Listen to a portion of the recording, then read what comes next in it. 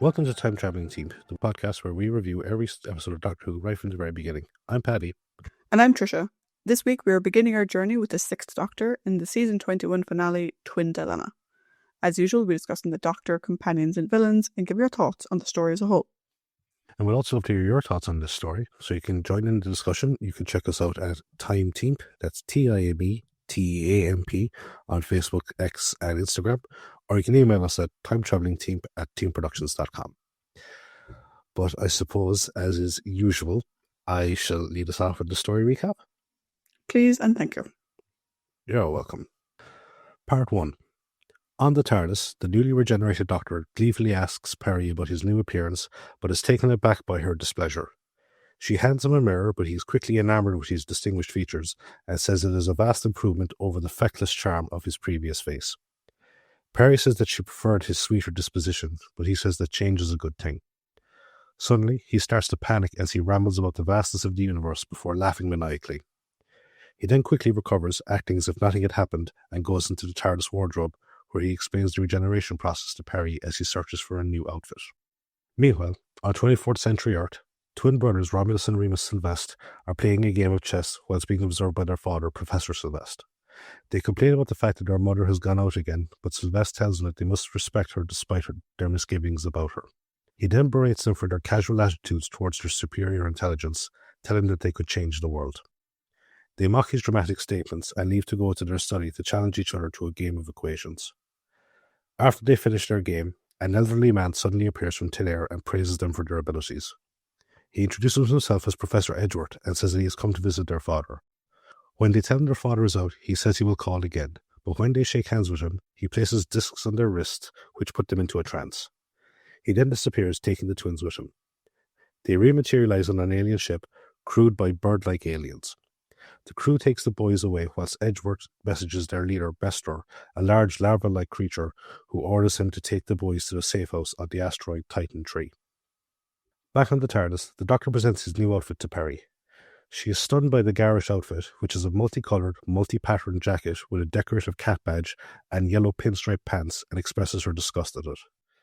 He then goes to the console room and takes his turn at expressing his disgust at her new choice of outfit, which is comparatively demure. He says that they both need a holiday, but suddenly asks her about her name, Peri. He tells her that Peris, or Peris, were fairy-like creatures from Persian mythology who were once evil before becoming good. He accuses her of being an alien spy and then begins to strangle her. In her attempts to resist him, she flashes the mirror in front of his face and he recoils in pain before passing out. He wakes up a short while later and says that he doesn't remember anything that happened. Peri tells him that he tried to kill her, but he says that is impossible and tries to reassure her that he is harmless. When she recoils in fear, he realizes that something is very wrong and says that he poses not just a danger to her, but to the universe itself. He says he needs to go into exile to live as a hermit, with Peri going along as to be his disciple. He then changes course to Titan III. Back at the twins' home, Professor Sylvester returns to find the boys missing and places a call through to the Special Security Forces, telling them that the boys have been kidnapped. Lieutenant Lang alerts Commander Fabian to the kidnapping, saying that there is evidence of alien involvement. She orders that search and rescue teams be immediately scrambled to find the boys, telling Lang that he will be in charge of them. Later, on the alien ship, Remus opens a wall panel in his cell and starts to mess with the wiring, explaining that he is trying to get out some sort of signal. At that moment, Lang's fleet encounters the ship and hail it, but it suddenly goes into warp drive, which Lang reports back to Fabian. Before he can say anything more, though, the signal cuts out. Later, Edgeworth brings the twins to the alien base on Titan III, and he orders them to be brought to a room to rest. He is then contacted by Mestor, who berates him for leaving the evidence that brought the security ships, which he says that he destroyed. He then orders that the twins be prepared for the task that he has for them, but Edgeworth says that they are exhausted and need rest. Mestor demands that he obey him, and Edgeworth reluctantly does so. Mestor also tells him to ensure that none of Lang's ships survived or made it to Titan III. Meanwhile, the TARDIS lands on Titan III, and Peri asks the Doctor if he is serious about being a hermit. He says that he has never been more serious about anything, and he needs to leave immediately to find a cave so he can begin his penance. Peri asks why she has to go, and he says that he needs someone to administer to his humble needs. Before they can leave, though, the TARDIS is rocked by a sudden impact, and the Doctor coyly says that they should go investigate. They find the wreckage of one of Lang's ships, and Peri says they should go back to the TARDIS as no one could have survived. The Doctor ignores her and looks around before finding Lang himself unconscious nearby. They bring him back to the TARDIS, where he mutters about the loss of the ships and the twins. The Doctor mocks Peri for nearly having left Lang outside to die, but she berates him for his high-handed manner and egotistical nature. In the middle of their argument, Lang suddenly wakes up and aims his pistol at the Doctor, saying that he will avenge the loss of his fleet. Part 2. Peri rushes to the Doctor's defense, saying that he rescued Lang from the wreckage. Lang passes out again, and the Doctor expresses outrage at the idea that Lang was going to kill him. Peri says that Lang was delirious, and that they should help him, but the Doctor refuses, asking why he should save someone that wants to kill him. Peri finds Lang's ID card and then says that they can disable his weapon until they've had a chance to talk to him. The Doctor reluctantly agrees and tells her to get a medkit. Meanwhile, in the alien base, a pair of alien scouts return from investigating the wreckage and say that they found no survivors. Edward tells them to go check their own ship for any sign of damage, but they say that the radiation levels are too high on the asteroid surface. He assures them that they will be safe if they go the long way around through the service tunnels. Once they leave, he goes to Romulus and Remus, who are writing out a series of equations. They give out to him, saying that they are too tired from the manual transcriptions, but he says that he can't trust them with anything electronic after he discovered their attempted distress signal. They refuse to continue unless he tells them what is going on, and he tiredly agrees. He begins to tell them about the planet Jaconda, which Mestor has recently taken over, but refuses to elaborate. Suddenly, an image of Mestor appears, and he tells the boys to get back to work immediately, or he will remove their brains. Back at the TARDIS, the Doctor finishes tending to Lang and says that he should be fine in an hour, which he gloats as thanks to his skills. He then says that he needs to concentrate, as he says that he can feel something threatening the universe. Peri reminds him that he was talking about himself, but the Doctor brushes it away, saying that it was a side effect of his regeneration. He says that there is a great evil nearby and that they must destroy it. Peri asks how they will be able to find it, and the Doctor says that there must be a clue on Titan 3. He suddenly remembers Lang mentioning missing children, and he says that they must be important to the whole rescue fleet to be sent for them. Peri reminds the Doctor about his earlier statement that there is no life on Titan 3, and shows him the desolate wasteland on the external view screen. However, he spots a disguised building amongst the nearby hills. He says that they should go investigate, but Peri warns him about the radiation level. He says that they will be fine, but accidentally calls for Tegan. He quickly regains his composure and reassures that they will be fine before leading Peri out of the TARDIS. A few minutes later, they discover an access hatch to the service tunnels, and the Doctor says that it must lead to the dome. He manages to get it open, and they head inside.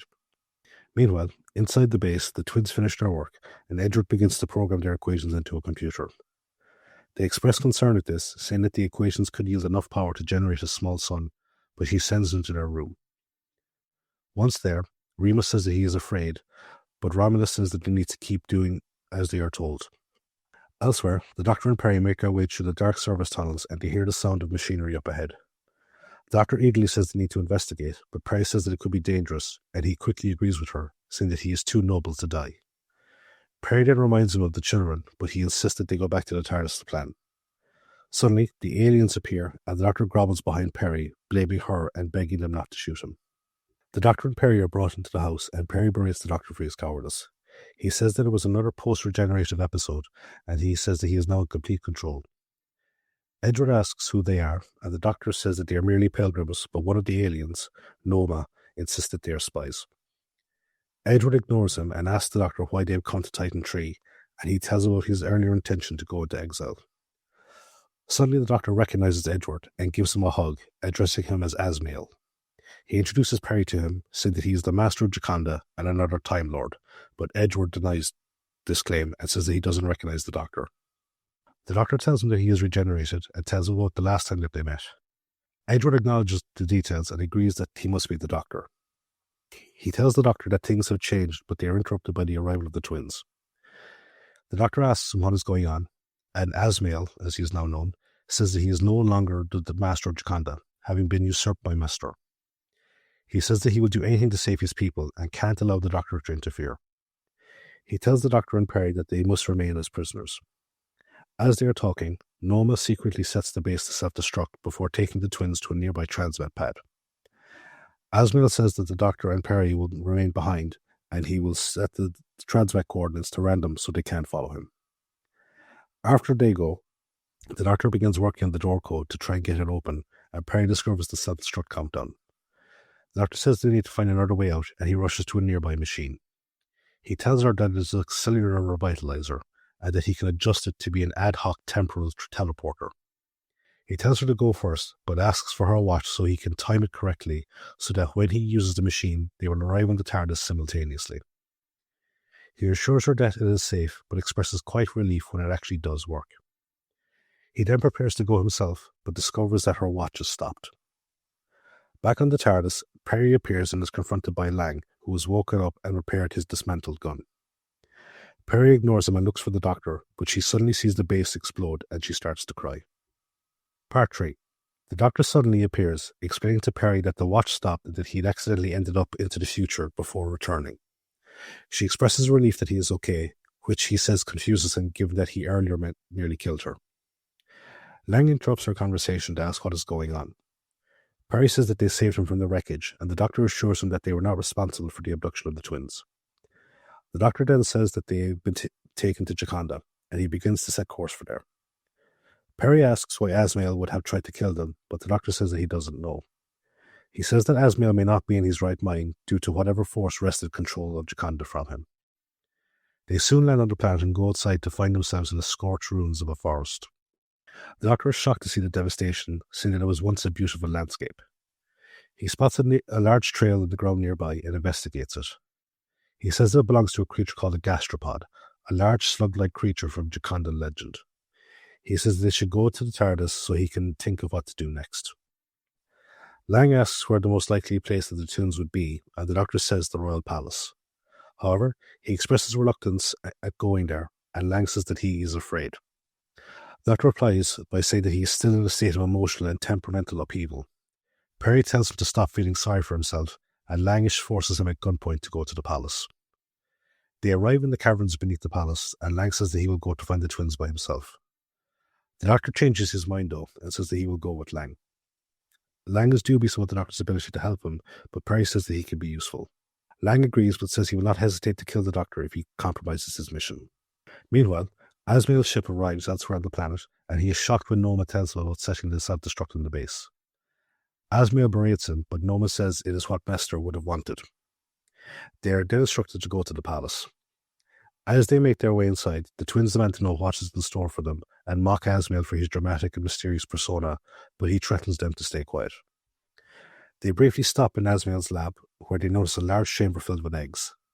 Remus recognizes them as gastropod eggs, and Asmael says it is an incubation chamber for the future citizens of Jakanda.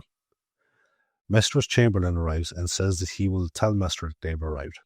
He arrives a short while later, and Asmael says that with the twins, their objective will be completed in 24 hours. Mester tells him to carry on, but before he leaves, Asmael tells him to stop monitoring his mind, assuring him that he will not risk the welfare of Jakanda by attempting to betray him. Mester agrees, and Asmael also asks him to take Noma as well, saying that his presence is an interference. Mester agrees, but leaves another Jakandan, Drac, to keep an eye on Asmael.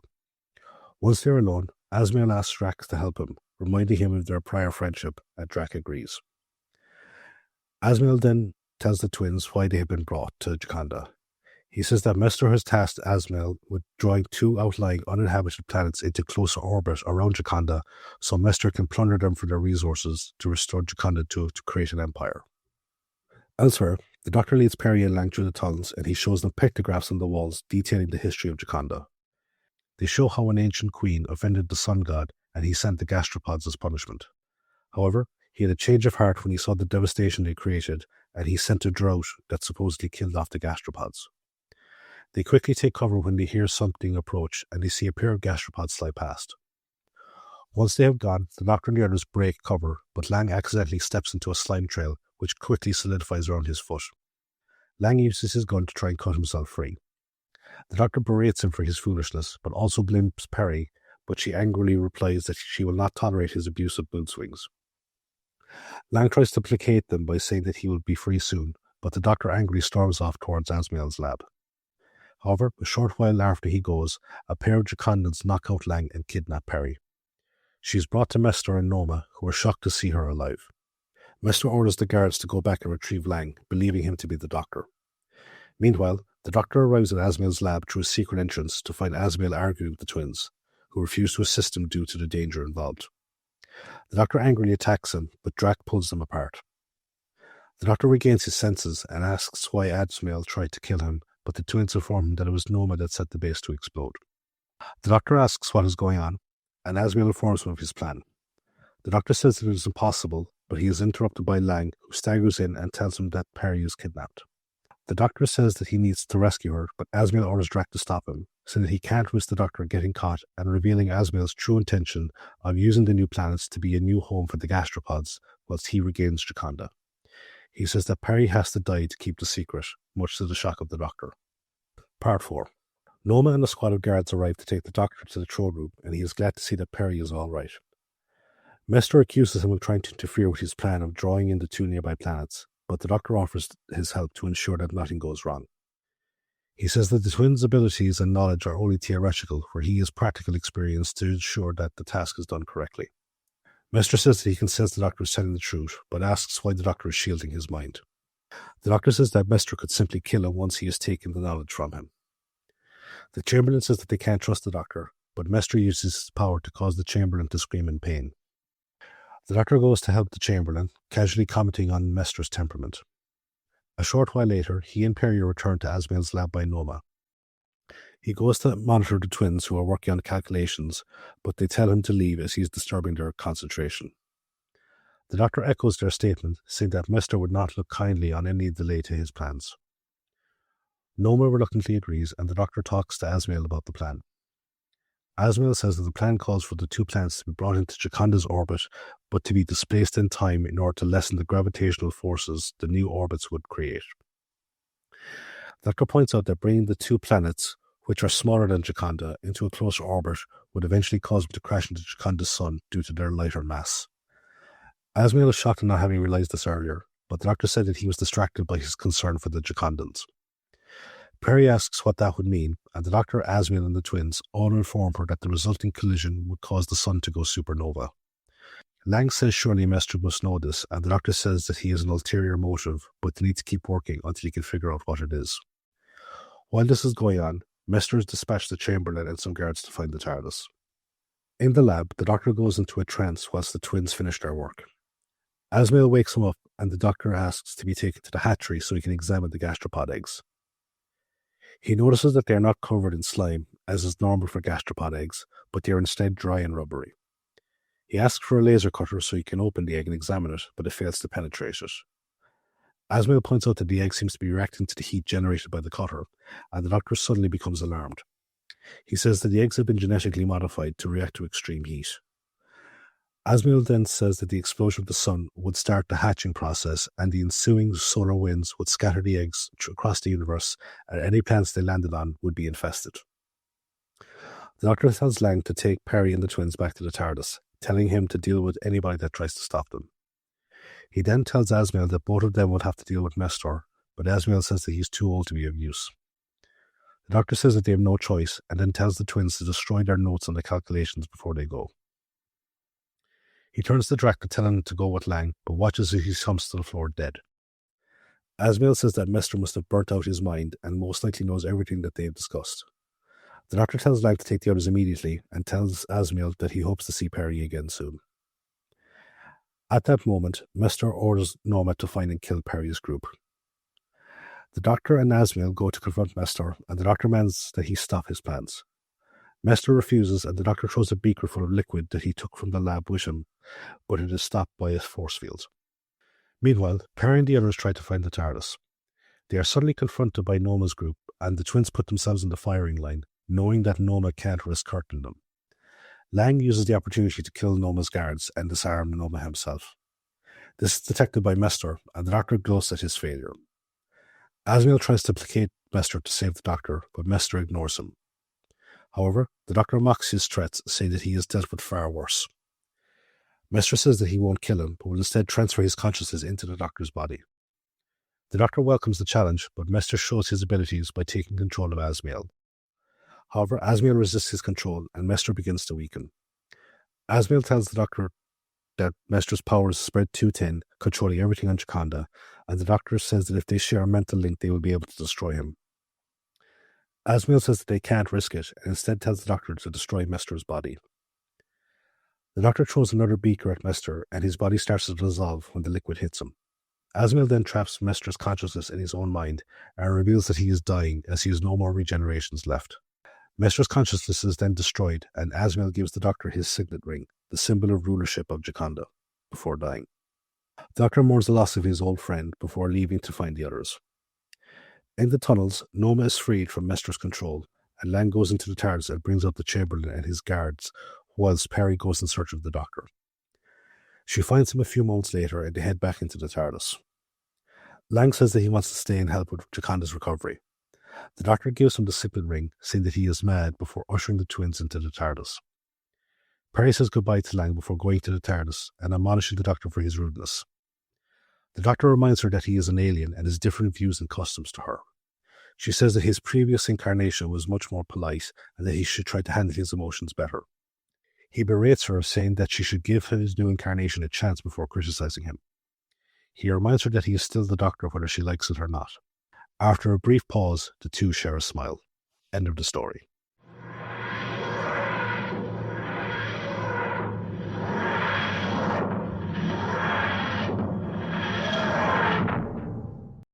So, very strange circumstances surrounding this story, and I'm pretty sure that Trish will tell us all about them in the trivia section. So, what have you got for us?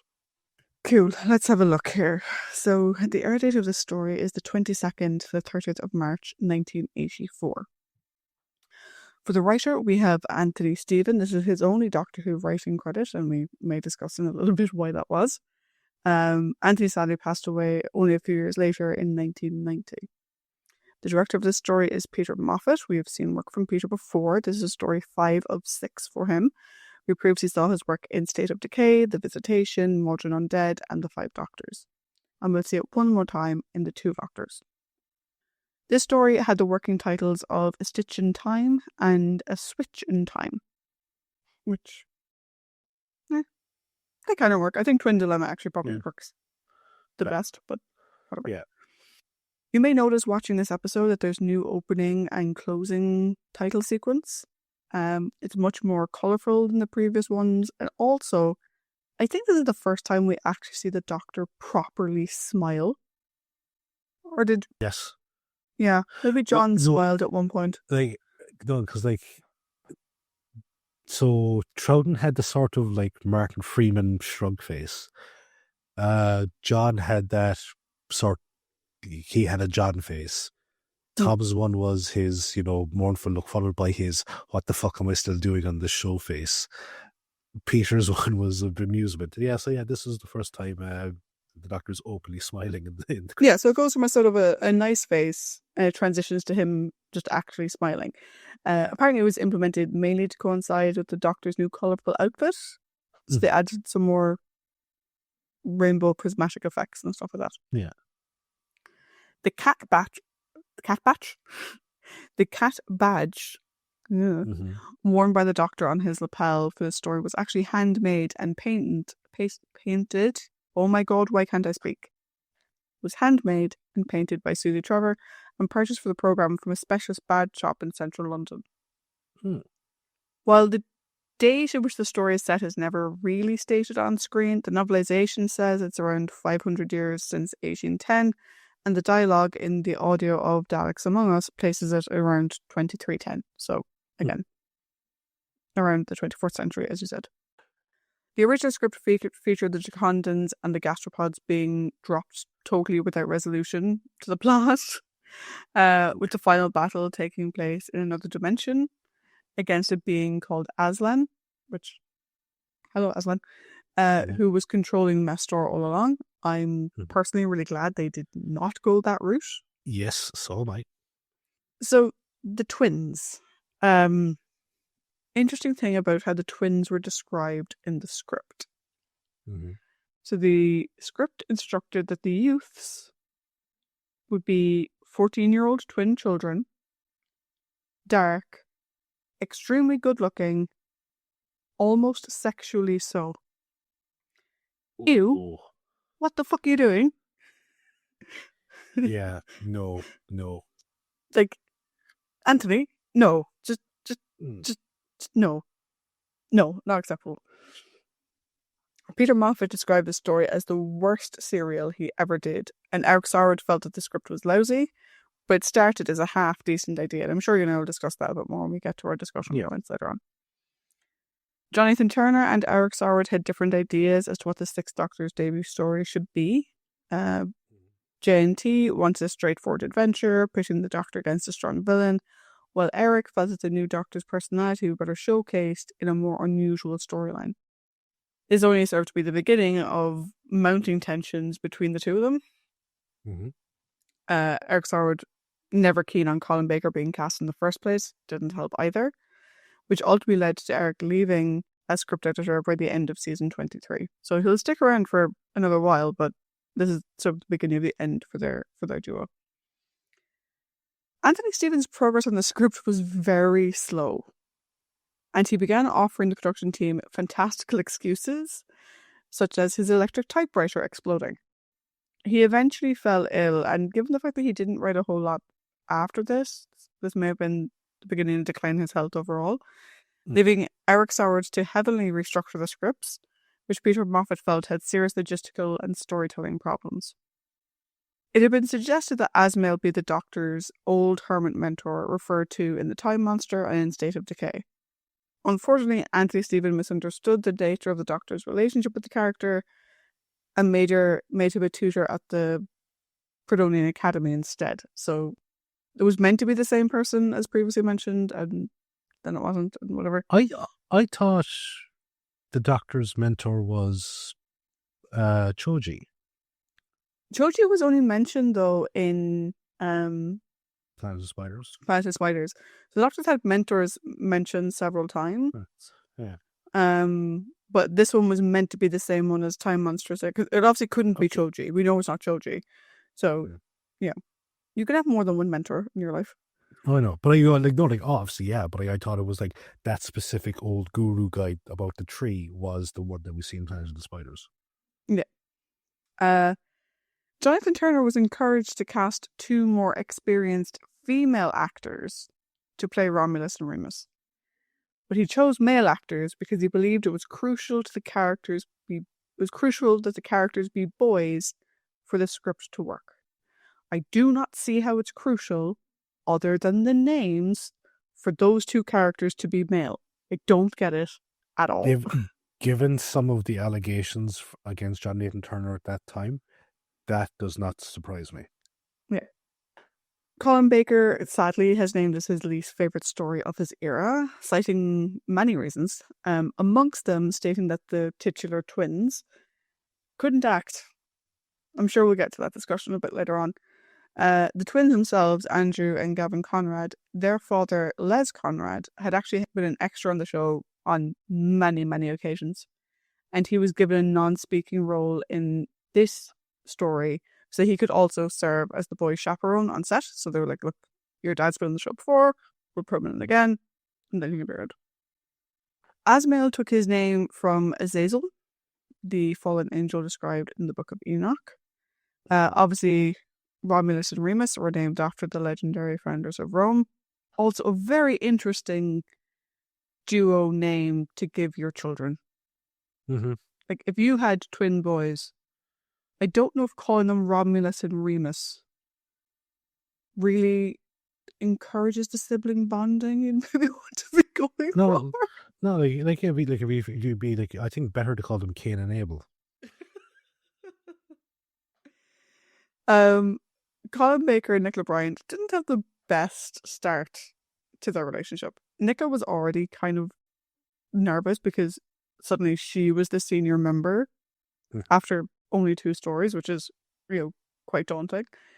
And Colin had mistaken her nervousness for standoffishness, so there was sort of like a misunderstanding of perspective. Then at one point, Colin hit her on the bum as a joke. Now, I'd like to point out, right, I don't know if this is an inclination of how people feel about the twin dilemma. The TARDIS fan wiki, where I get a lot of this trivia from, for this story was riddled. I mean, riddled with typos. everywhere. Hmm. So what this actually says is Baker bit Bryant on the backside as a joke. Wow. I somehow doubt he bit her. So I'm going to go with he gave her a smack on the bum as a joke, which she tolerated.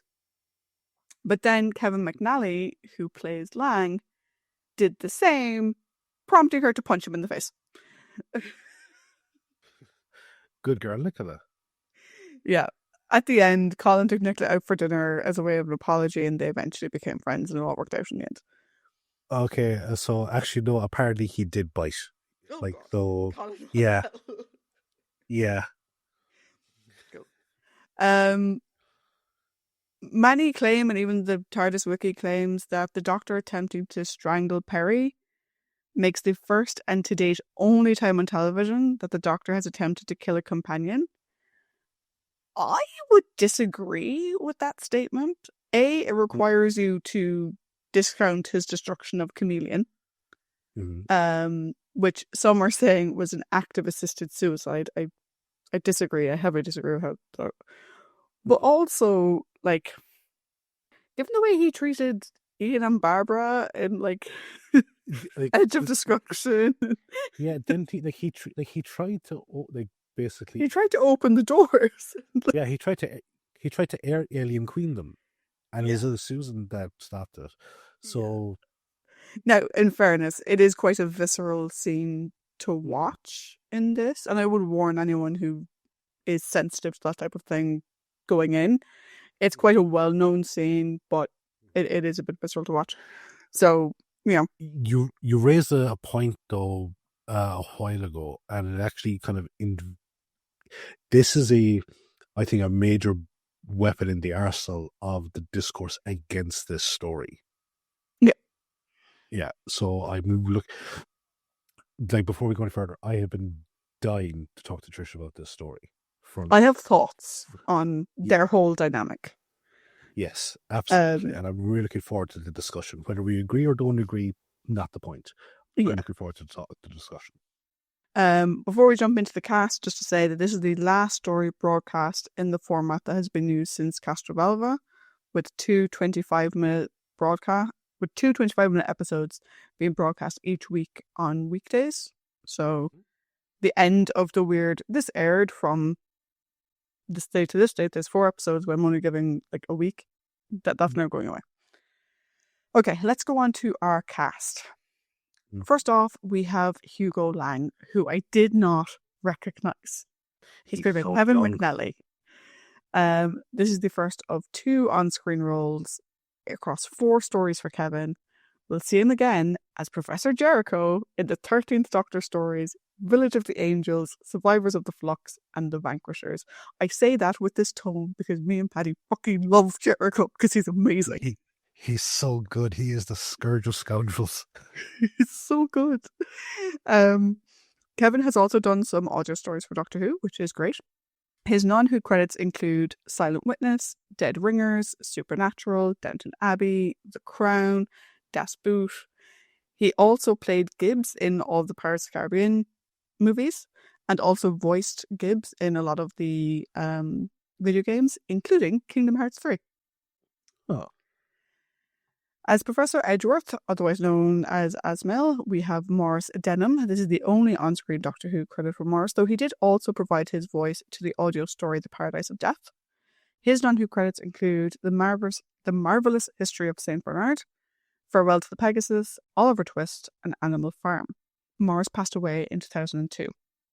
As Romulus Sylvester, who's the green tunic one, we have Gavin Conrad. This is the only Doctor Who acting credit for Gavin. His only other acting credit was in an episode of Shine on Harvey Moon a year later in 1985. Remus Sylvester, who is the guy in orange, is played by Gavin's twin brother Andrew.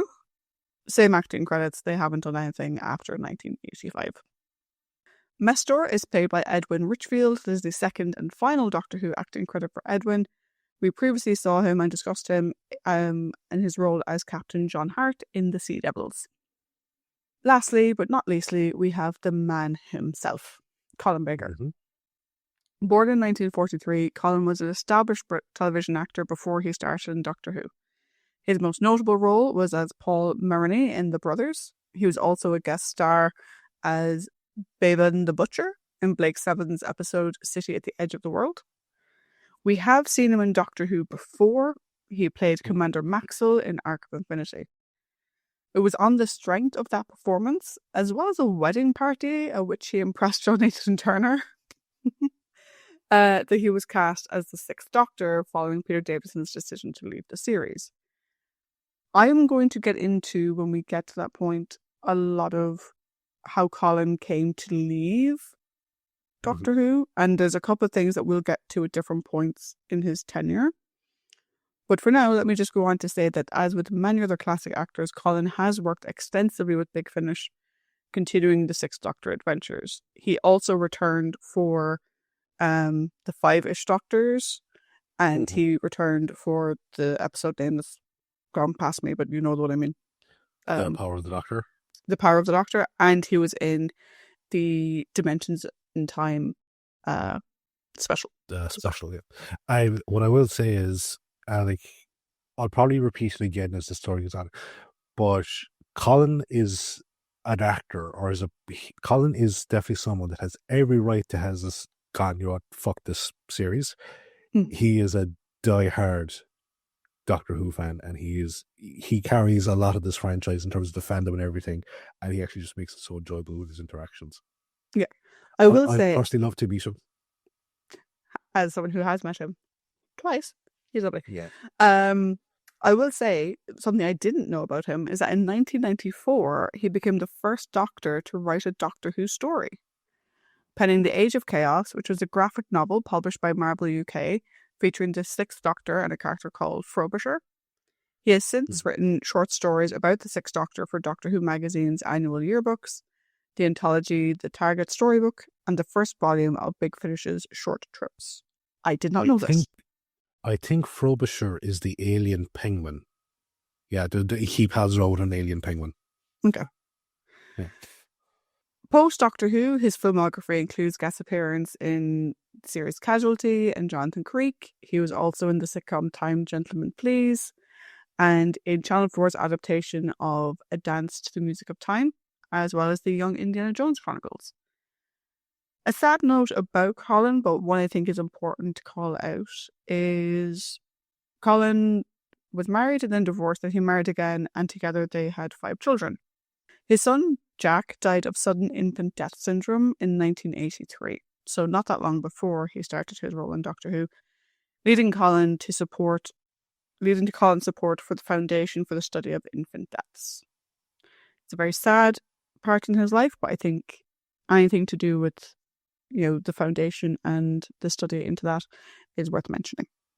Absolutely. And what I will say from my own experience is, when you're a new parent, you don't sleep, because not just because the baby's awake, but because you're essentially hawking over them 24 hours to make sure something like that doesn't happen. And any sort of research into prevention or whatever is always greatly appreciated.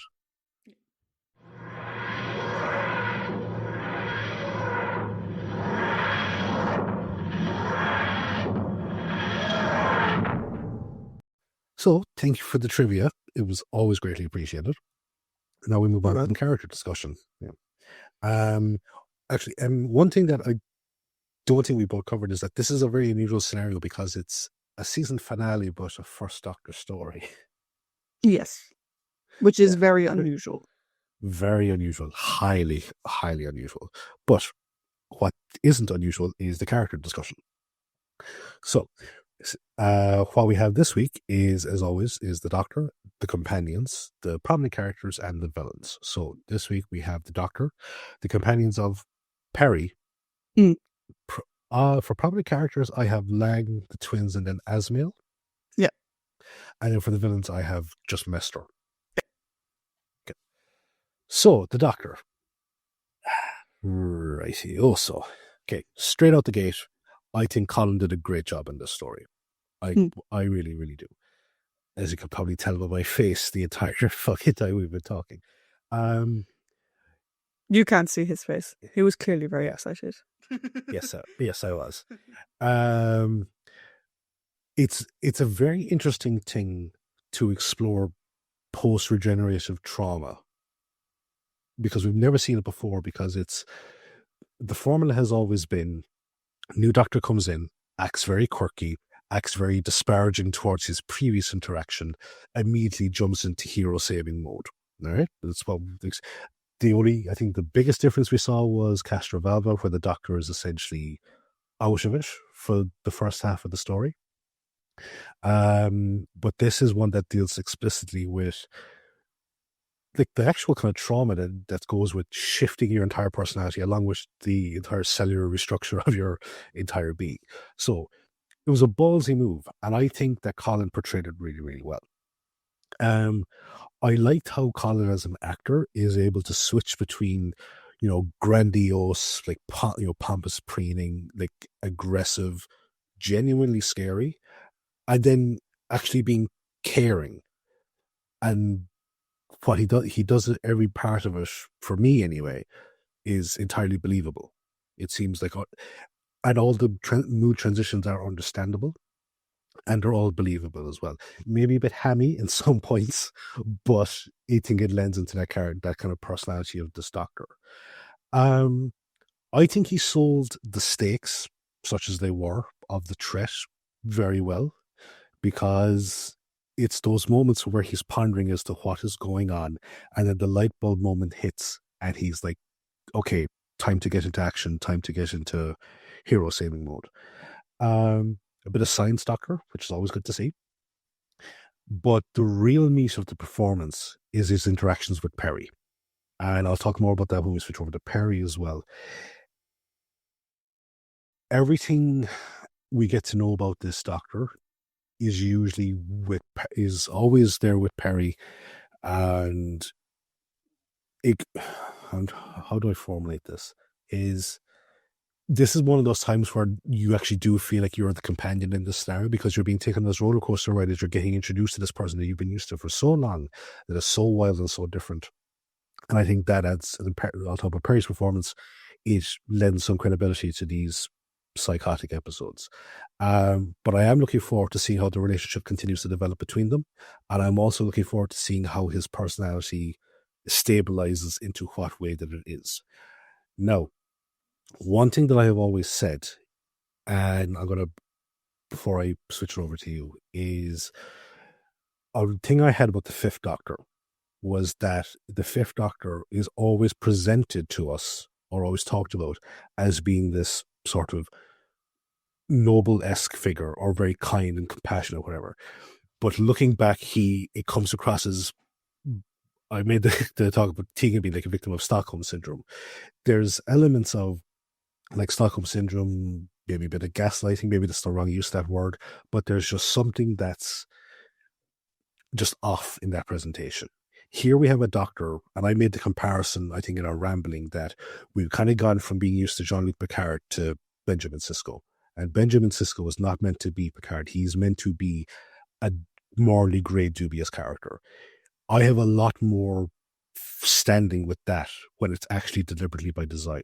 So another reason why I like this performance here is because it's interesting and it's engaging, for me anyway, based on that criteria. So if it does sound like I'm being hypocritical because I like Colin more than like Peter, no, I actually do have rationale into the writing of the character. That's me all done. Over to you. Cool. The first note I made, and this is based off, the first scene with Colin before he went slightly cuckoo bananas, right, was, hello there. Immediately, and bear in mind, this is the first Colin story I have ever seen with him as the primary doctor. Obviously, I saw the Jodie story, but this is the first one I've seen him as the primary doctor. And within the first two lines, I was like, there he is. There's the gravitas I was missing. There's the slightly holier than thou in an alien kind of way. A little bit of impishness there as well. And I was like, Colin got it, like, straight out of the fucking gate. he got it. And I was like, this, I'm going to enjoy this. I knew about the scene with Peri, right? I've seen it in clip shows and you and I have discussed it passingly, but I didn't have any context for it. Mm-hmm. My understanding, it's not just the way that I've seen it clipped together, was that it was when he sort of perks up and he sits up straight that she's there and he reacts negatively. But what it actually is, I find very fascinating. I'm going to put a huge asterisk there, and I'll come back to it later on, but I do find it very fascinating because, to your point, we haven't really seen the Doctor dealing with the change from one personality to another, from one body type to another, whatever, in this way before. And we really should have. Do you know? I think if you think about like one going to two kind of settled himself fairly quickly, and it was more Ben and Polly around him having to accommodate and adjust and whatever. 2 to 3, he was unconscious half the time. And then by the time he came to, he had kind of found himself, for lack of a better word. 3 to 4, it really only came through in, you know, the costume change and whatever, but then he was immediately on the way. And 4 to 5, they said he was unconscious for a lot of it. But when he came to, he was pretty quickly into, I'm the Doctor and this is what I do mode. The thing that I think makes the interactions with Peri and the whole premise of the Doctor in the story all the more interesting is if you think back to the caves of Androzani. And the fact that the fifth Doctor was like, I don't even know if I'm going to regenerate. Yeah. This was not one growing tired and slowly transitioning into 2. It wasn't 2 being forced, but in a controlled manner by the Time Lords to go into 3. It wasn't 3 lying peacefully on the floor and technically dying, always be given the nudge by Choji, and it wasn't 4, after falling, giving himself over to his next self. This wasn't a peaceful passage from one Doctor to another. I think it's probably the first quite violent regeneration, I would say. And like, bearing in mind, if you watch the new series, the whole violence of regeneration becomes much more prominent. I think this story is really the beginning of that. This is not someone who died of old age or who, you know, died because of,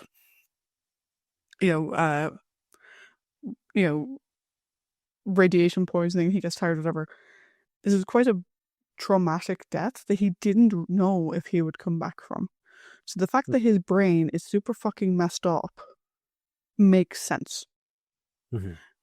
Because he didn't have an opportunity to come to terms with his regeneration because he didn't know he was going to get it. And he was so focused on saving Peri that there was no mental preparation involved.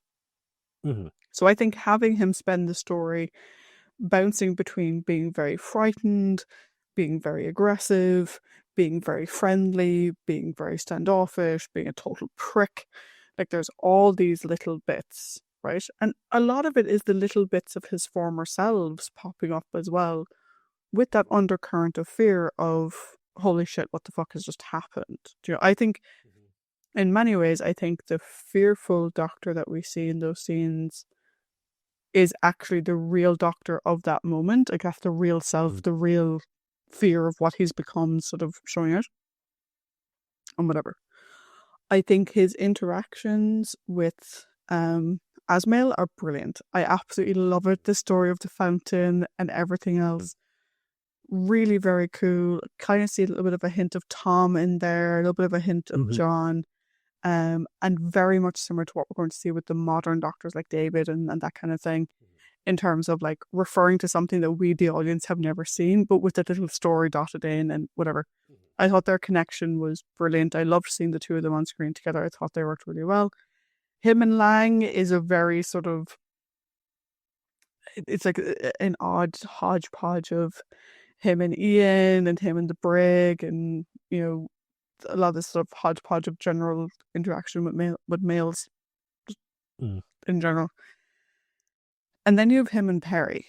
And I'm going to go back to that big asterisk that I put on. I enjoyed Colin's performance, because I did. I enjoyed his performance a lot. For me, it was a massive breath of fresh air. Mm-hmm.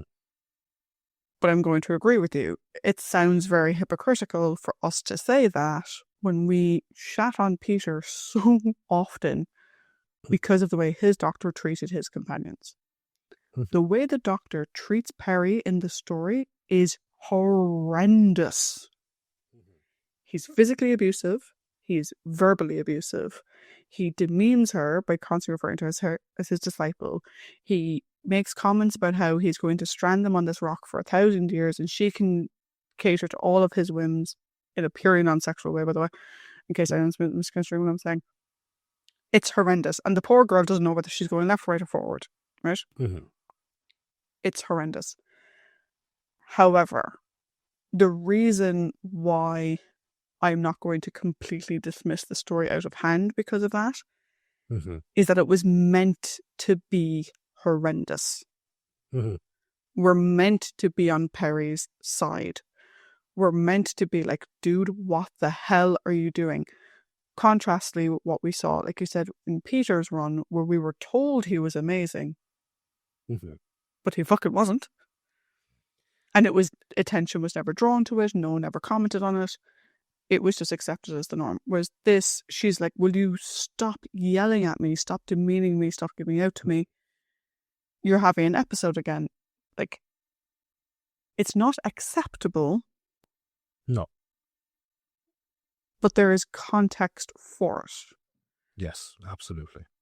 And we cannot judge their dynamic based on this story. So to your point, big, massive peg there that we're going to be picking up at some point to see, okay, now that he's stable, what does their relationship become like? We can't judge it on this. Not a hope.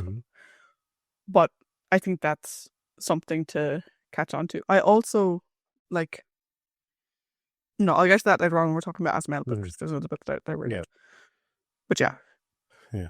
Because, like, there are 2 points in this story where, it doesn't erase all the bad, but it shows that there's genuine care and compassion there. The smaller one is when he tells him to go back to the TARDIS, and he just talks to Asmel, and he says, like, she's a sweet girl. I really hope I see her again. And then, I think the biggest one is when he's like, oh, it's absolutely impossible for me to harm you. And then when he goes to reassure her, she recoils, like, it's this genuine hurt and shock on his face. He's like, Jesus, I did scare you. And it's like, see, there's a thing that he's not an absolute prick. Not to excuse what was being done or what was portrayed, but it's part of the story. It's part of the explanation, the context of this thing. Yeah. I'm going to put a very big disclaimer here, right? I think it's something that's very important to talk about in the context of the story. Like I said, I think depending on your life circumstances now or how you grew up, the type of relationship dynamics you've had, this story, based purely on his fucking flip-flopping and his treatment of Peri, may be something you want to give a skip. Yeah. Because I can imagine it being quite triggering. Because there is very much an air of domestic abuse about it. And there is no way to avoid that. And just because we're saying that in the context of the story, there's a reason why the Doctor is the way he is. There's a story-based reason why he's acting that way. It isn't just the writer writing him to be a dickhead. That does not excuse it. No. In the same way, oh, my partner, has a drinking problem. He doesn't mean what he says. Yeah. It can seem very, very similar. The Doctor here genuinely does not remember hurting her because, and Asmel kind of makes the point, he does not have control of his mind. However, and this might lead us into Peri, so I'm going to go first with Peri if you don't mind. Yeah. If I was Peri, I would fucking leave. I would leave. Straight away. I'd either stay with fucking Lang Mm-hmm. Or I'd be like, I'm going home. This is the end of this, because while it's understandable in the way it's written in the story, the reason for it being in the story is understandable. It does not excuse it by Mm-hmm. any stretch of the imagination. Yeah, And Peri is well within her right to fucking go home and never see this man ever again. absolutely. And it wouldn't be an overreaction, it wouldn't be whatever. If I was Peri, I would leave. Reasons Like, be damned, there is no... She should not have to stay in that situation or yeah. be with someone who tried to strangle her, who Mm-hmm. threatened to leave her behind, who threatened to strand her on a desert rock, who put her in danger directly and hid behind her in dangerous situations. There's no reason for her to stay with him. If she decided next story she wanted to fucking leave, fair dues to your pair, off you go. Make sure he drops you home. Yeah. End of. Mm-hmm. No. I think that's the important thing in this story, is that Paddy and I can like the way Colin portrayed the character. We can like what they're trying to do and explore with the character. Mm-hmm. But that doesn't mean Peri gets to be the punching bag. No, You know? Jesus Christ, no. And it doesn't mean it's acceptable that she is the punching bag. An explanation is not an excuse. Exactly. And that's something that needs to be made very clear, just in case anyone sort of misinterprets the way Paddy and I are saying this. Yeah. In terms of Peri herself, right? I'm going to set that aside for a moment. Mm-hmm. This script didn't do her any fucking favours. Okay. The vast majority of her lines in this, she has a couple of good moments, right? Mm-hmm. Particularly when she's bringing the Doctor down, when she's sort of challenging him about compassion and stuff like that, great. But the vast majority of her dialogue is, "Oh, Doctor, where are we going? You don't know. But Doctor, what..." It becomes so fucking annoying. And I'm sorry, Nicola, but that accent is going to drive me slowly fucking insane. It's so bad. Like, I think this is Nicola's worst performance, personally. But I don't think she was given very good stuff to work with. I think there was one, and Colin had one as well, actually, but the end of episode 2, the cliffhanger of episode 2, so the dome thing goes up. Oh, yeah. And she turns away and starts to cry. Oh my God. I mean, it was not a great performance, but she wasn't given the best lines to work with, because when her lines were good, which is, again, when she was challenging the Doctor about, it's compassion, when she was, the scene, I do think her scene where she just flashed the mirror at him to sort of get him to see what he was doing, and like her fear later on, I think that was done fantastically well. But those are like 3 or 4 scenes dotted across 4 episodes of just not really serving a purpose. Mm-hmm. She doesn't really move the plot, which, again, this is a regeneration story. She's kind of going to take the back seat. Mm-hmm. And a lot of it is down to the writing, which I'll talk about more later. But I found her, with the exception of those like 3 or 4 scenes, I just found her very annoying. Which is sad. They didn't want to find her annoying in this story, particularly what she went through at the beginning of it, actually what she goes through, all of it. But personally, I just found her to be quite annoying. And I don't know, I think it's the accent is really taking me out of it, because it's so fucking distracting. Like, so distracting. And I think she's spent so much time trying to get it right that the rest of her performance suffers for it. It's requiring so much energy that she can't put her energy elsewhere. I think what I'll do is for the next story, I'll just overdub it and send it on to you. But I'll put on like a thick Birmingham accent.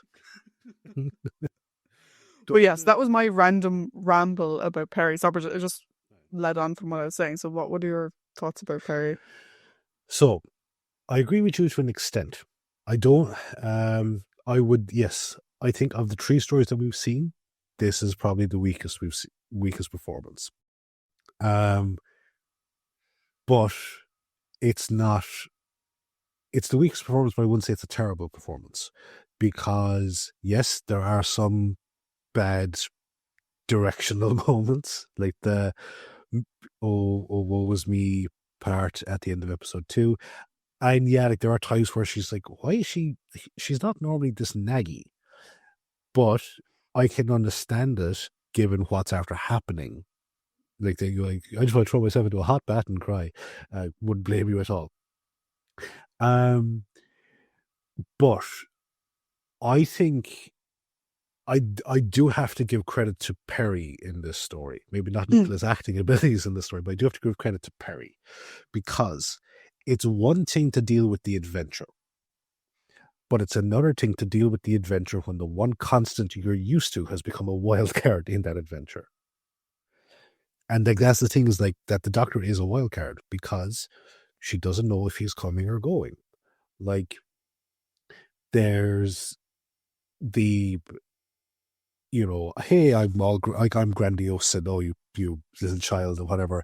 Then there's I'm going to fucking murder you, and then there's, oh dear God, what have I done? Stop the universe! I want to get off. And then there's like the imp. The imp comes in at one point where he's like, oh, like what happened? I don't know. Let's go find out. And she's like who the fuck am I talking to here? But I will say that she does showcase, as she, for every like nag, or the way that I read it for most part, for every nag, there's an opposite reaction. She's like, oh, why the fuck do we have to trudge up this hill? Can't we just go back to the TARDIS? And then there's in the tunnel, he's like, oh, let's get the hell out of here. She's like, but the kids, you said we have to go save them. And she's the one kind of calling back, like, look, I know that what's up ahead might be scary, but we have a job to do. Then there's like the compassion for Lang. Also, like when he's like, like I think it's like episode 3. He's like, well, I'm too noble and to die, and like I'm all over the place. I don't know what I'm talking about. She's like, she just said, she goes, would you get the fuck over yourself? Like, so she doesn't meekly. She doesn't bend with the hurricane that is him. She's like fucking head first into it, kind of going, no, fucking no more bullshit. You don't get to talk to me like this. And I have a lot of praise for her on that front. I absolutely agree. She has every justifiable reason to kind of go, actually, do you want, once we're done here, fuck it, no, back to the States, please. But she knows that somewhere within this torrent, like this hurricane of a person, is the Doctor. And she's giving him the benefit of the doubt to try and bring him out. And that's why, like, as the more I watch it, the more that smile at the end, anyway, it's like I feel like that they're both know what they're in for with this one. And I think she's like, it's a brave thing, as I said, when the person that you know and trust is a wild card. It's a very brave decision to stay with them. And like, while yes, it can absolutely come across like you said, that type of person, like, oh well, they don't mean it. They like you. That's not what they're like, or whatever. I don't see that here with Peri. I don't see it as this because she stood up to him enough to actually showcase that she has the ability and capacity to walk out the door whenever she wants. I view this as her wanting to give him the benefit of the doubt to help him. And if he's not going to take that help, then she's going to go. Yeah, so and I think Nicola, I think Peri is treating this situation as he's sick. Yeah. If he's like this when he's better, though. I'm tipping the fuck out the door. Fuck that, yes. And I agree with everything that you said. I think for me, to be honest, I think the accent is just a big thing for me because it just keeps taking me out of it because I find it so fucking cringe. But as well, everything you said is true. And there are moments where Nicola sells it, and in my mind, there are moments when she doesn't. But for the character of Peri, like if you just listened to Paddy's recap, or I'm sure there's probably a novelization of this somewhere in the world, if you read the novelization, she probably comes across a lot stronger than, in my opinion, came across on screen. Yep. And part of that is just that fucking accent. It's going to be a long season, Didn't even fucking that. Yeah, after just when you thought you got out from one struggle, you're back into another one. What? I will say as What? well, like, What? sorry, just super quick, in terms of, she knows that somewhere in there is the Doctor. If she knows that somewhere in there, and this is the thing, like, she's like, actually, no, I know, I've just dawned on why, because I watched this in two halves. Mm-hmm. I know the other reason she annoyed me. I knew there was something. She is so fucking superficial. It's ridiculous. Right? I get it. And do you know what it reminds me of? It's what I have. Okay. Yeah. In my brain ramblings, I know. you know exactly what I'm going to say. Yeah, I know what you're going to say. I have an issue with a particular future companion who was present for a regeneration and whose first response wasn't, "Oh, holy shit, are you okay?" It was, "But I want you to change back." They didn't like it. And I don't like it here.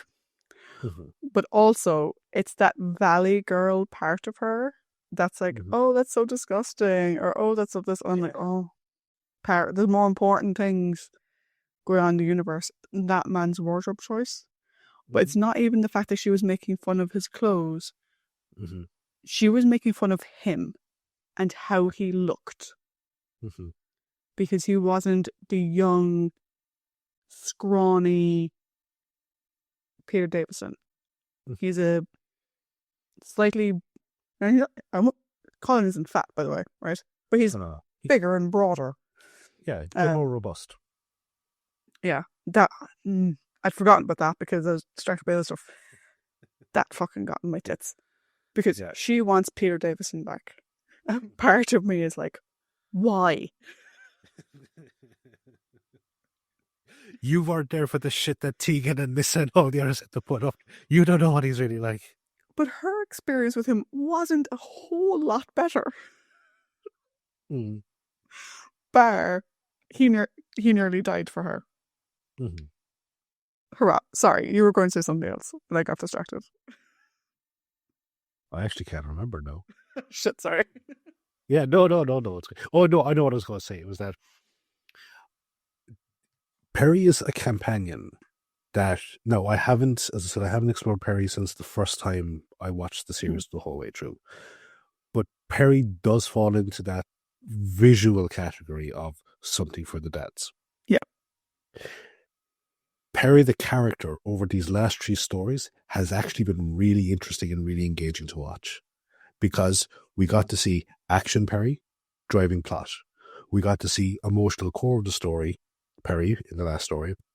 And now we get to see the versatility and resilience of Peri as a character in the face of the unknown.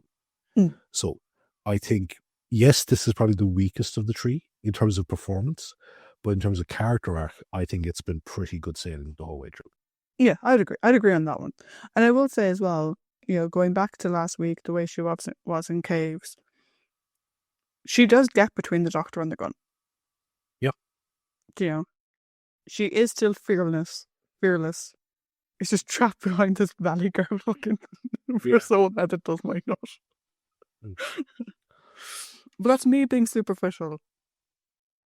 And I need to get over myself.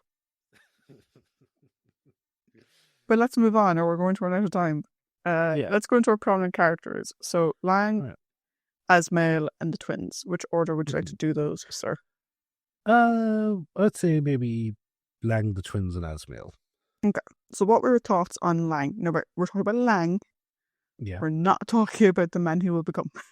Yeah. Well, unfortunately, part of my comments are on the man. Kevin McNally is a great actor. He is a fantastic actor. He's not quite, my man crush level of Morris Roves, but he is a really, really talented actor. And unfortunately, we don't get to see that here. I don't think so. It's not that he's bad. It's just that he's not given enough of a fleshed out character to showcase his ability at being a really good actor. Yeah. Lang is very underutilized. Like he's like as you say, he's the hodgepodge of like he's the Brig, he's the Brett Vian character. He's like this. He gets the Steven ending where it's like, oh, I think I'll help these people out recover. Okay, here's the ring of leadership. Not to someone that's actually fucking local to the planet, but there's just some fucking random cop. Um, it's like, so yeah, there's that. No, he's one thing as well. Like, is that it's a very interesting thing. Is that in the story, the twins are presented as this essentially they're a fucking think tank unto themselves, and the government want them found because of all the potential that they can give to us.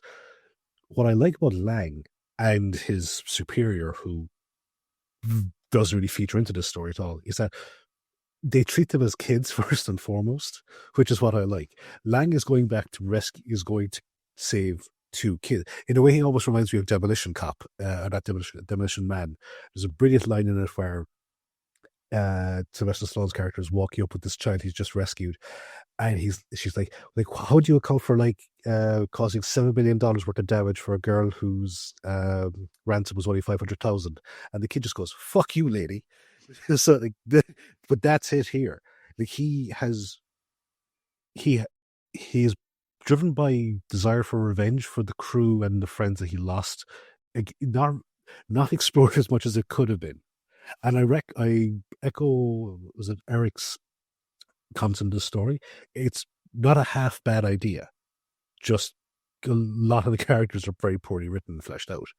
He has motivation for desire for revenge. Also, the inherentness of their kids first and foremost, and going to save the kids. And unfortunately, it's wrapped up in a very horrible blue kimono that he decides to do. We don't get to see the potential of this very interesting character by a very good actor, because he's just there to be a hired gun. He's hired muscle. He has, I would say, one interesting moment, and that's his basically calling out the doctor, saying like, "You're a coward." Mm. And that's like that 2-minute section of him parrying the doctor. It's actually really good in terms of the acting ability of all three, and get to see the characters of all three there. But that's it. 2 minutes and 4 episodes is a disservice to this very interesting character, and also I'm on the high horse here of Kevin's ability to act. That is my thoughts on Lang. I agree with you. I think Lang was interesting from the get-go because of his immediate reaction to the twins going missing. And the fact that when he was put in charge of the mission, he was sort of like, fucking job. I'm going to bring it. And not because the twins are a think tank or whatever, because kids are fucking kidnapped from their home. Yeah. Fuck that in the ass. Do you know what I mean? He's like, no. Kinky. I think his initial reaction to Peri and the doctor is a very sort of stereotypical reaction we've seen of people assuming it was the doctor, blah, blah, blah. But I like the fact that like later on, because we've seen in previous stories people just getting over it, and he doesn't just fucking get over it. No. It takes a while for him to anywhere near trust them. And then to your point, there's that amazing scene where he's like, okay, I'm going to go to the palace and get the kids. And the doctor's like, no, blah, blah, blah. And he's like, you're just a fucking coward. And bear in mind, it's a part of the doctor in that moment who's presenting as a coward. And then he's like, fuck it, I'm going anyway. Like, with or without you, I'm going. My fucking squad was destroyed. I don't care. I have a job to do and I'm going to fucking do it. And then when the doctor sort of was like, well, of course I'll go with you. He's like, I don't fucking want you to come with me. And like, the fact that he says it very clearly, you're fucking unstable and I don't trust you. And I'm like, what? Fucking Firefox. And later on, his feet get stuck in the bit of slime that apparently only 2 of these things make. I'll get on that later. And the Doctor swans off, and obviously Peri's like, "Oh no," and whatever, and he's like, "Fuck him, I don't care. Let him swan off. I couldn't care less about him right now. He is the least of my problems." I do agree with you on the Stephen ending. We didn't get any inclination at the beginning of the story that he was unhappy with his life on Earth. Mm-hmm. Doesn't even want to see the mission through to the end. Yeah. He'd just rather stay on a planet he knows very fucking little about with people who tried to kill him. Fair enough. Was it just the doctor goes, I think like this strange man is going to take these, as per script writing, two sexually attractive young boys into a fucking box. Which is, yeah, that's perfectly fine. And over the Doctor's like, no, they'll be grand on their own. Like, they're fine. He's like, I'll stay anyway. It's like, cool, take this ring of leadership. Like, no, I meant I'll stay and clean up and make sure all the egg things are destroyed. What the fuck are you on about? But I love the fact that the Chamberlain at the end, the fucking Chamberlain's a random character. Not random enough to talk about him in detail, but he's just fucking random. The Chamberlain's like, oh, please, like, let me go with them. They'll kill me here. He's like, no, they fucking won't. Yeah. Because the thing is, he's not, like, I know you said that, like, he's sort of hired gun, and in many ways he is, but he's also not an idiot. No, he's not. He knows these people were being mind controlled. And some probably easier than others. But he's like, I'm not going to let them fucking kill you. I'll kill you. They're not going to kill you. Come on. And off we go. I have a question for you. And again, yes, referring to Lang, who also I love, again, this. I'm going to get to something in the overall. You have to remind me.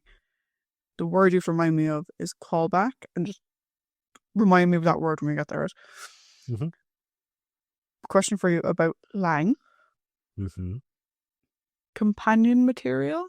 Yay or nay? Don't think about Kevin. Don't think about Kevin. Don't think about Kevin. Don't think about Jericho either. Yeah. No.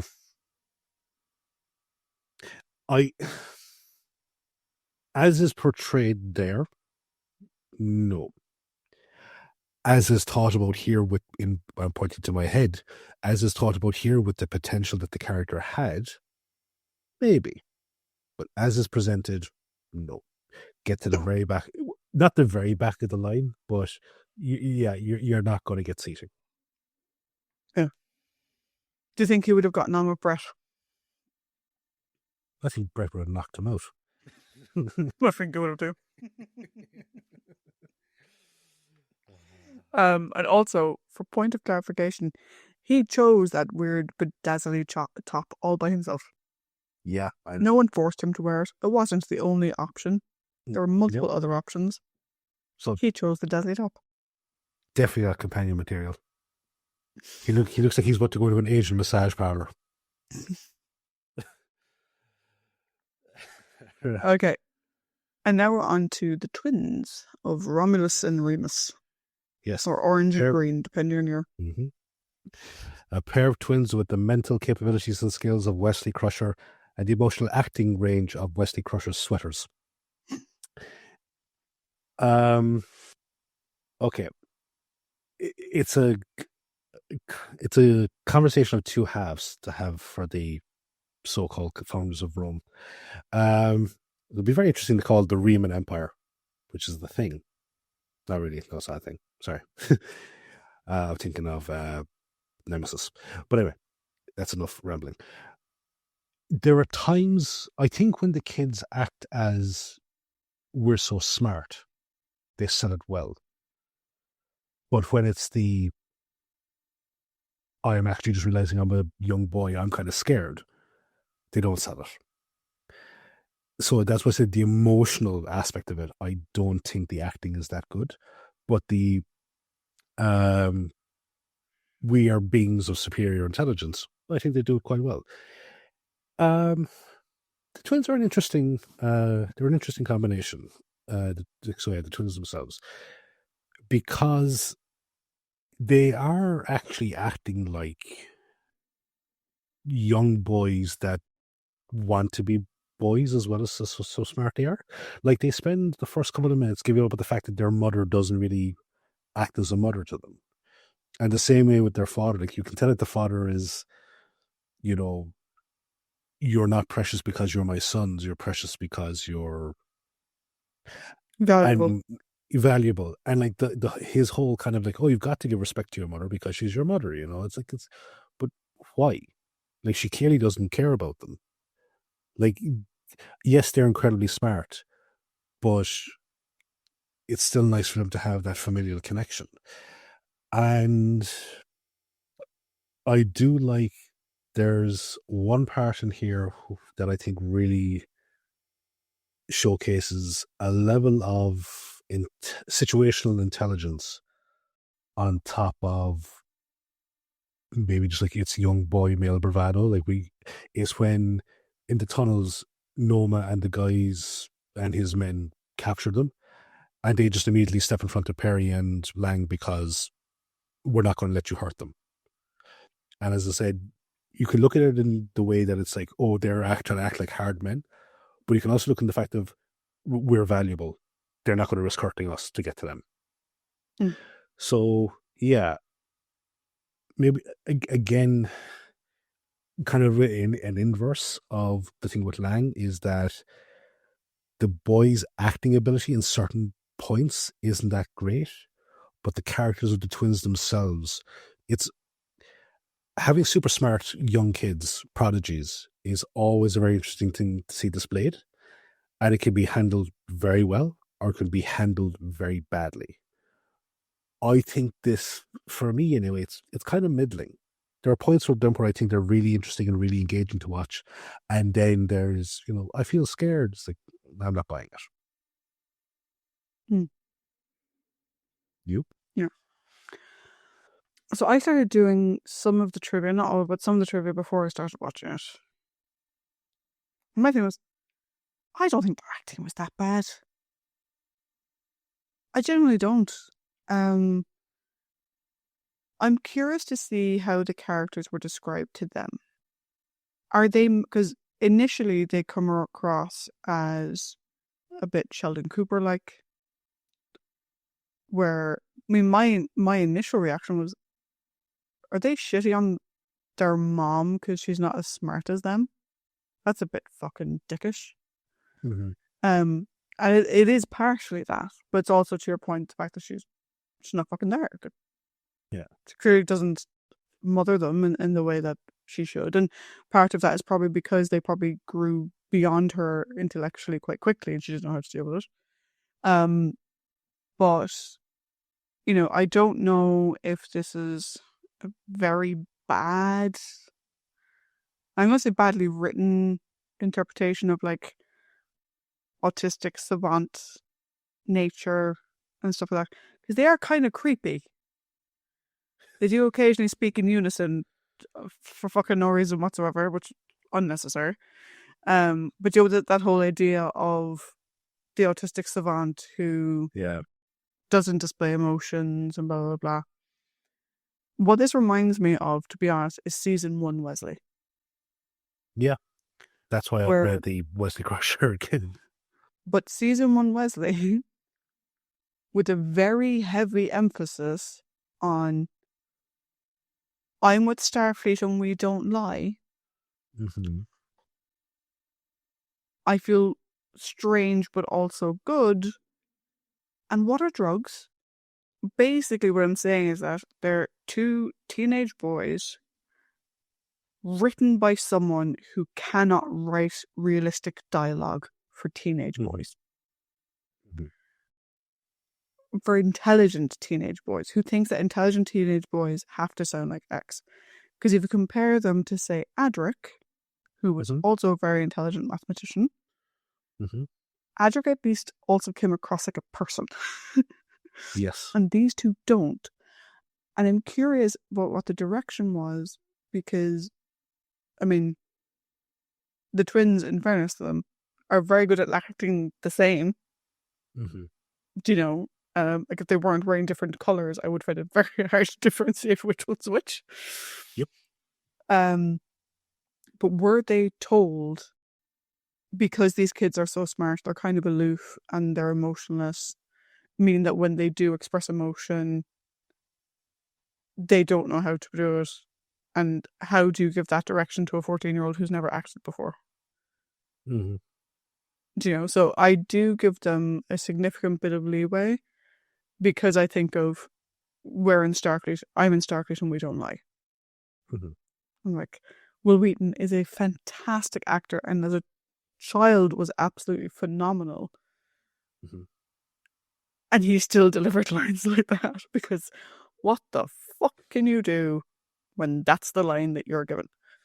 I think the twins as a character are interesting. It's very proto Luke Smith. Yes. So anyone who hasn't seen Sarah Jane Adventures, Sarah Jane has a son called Luke. Luke is very intelligent. And Luke does a similar thing where purely for the love of maths, he inadvertently designed something that could destroy the planet. Yeah. So their reaction of, oh, we were going to pull the 2 planets in. Okay, cool. That's fun. We can do that. Now that you've explained it to us, we can do that, no problem. But then their realization when the doctor is like, okay, but you guys haven't gone the extra step. None of you have. Mm-hmm. This will destroy the planet. And they're like, and we fucking gave them the way to do. Mm-hmm. They're not heartless. No. I just think those 2 were told to act like robots, and that's what they did. Yeah. Because if it was just bad acting, I don't think they'd be so the same, if that makes sense. Yeah. No, I get you. Like, twins are not psychically connected, do you know what I mean? So for them to both be that way, like if one was that way and one wasn't, I'd chalk it up to bad acting. Yeah. Out and out. The fact they're both like that, the same lines, and the same scenes, and the same whatever, I'm like, that has got to be fucking direction. Like, that's not naturally occurring. But yeah, I mean, I do wonder as well, like, I'm slightly fearful for them going home because there is you alluded to it a while ago, the government knows who they are Mm-hmm. and prioritizes 5 interplanetary ships to bring them back because they're Romulus and Remus, the super intelligent twins, not because they're 2 children who were kidnapped. Mm-hmm.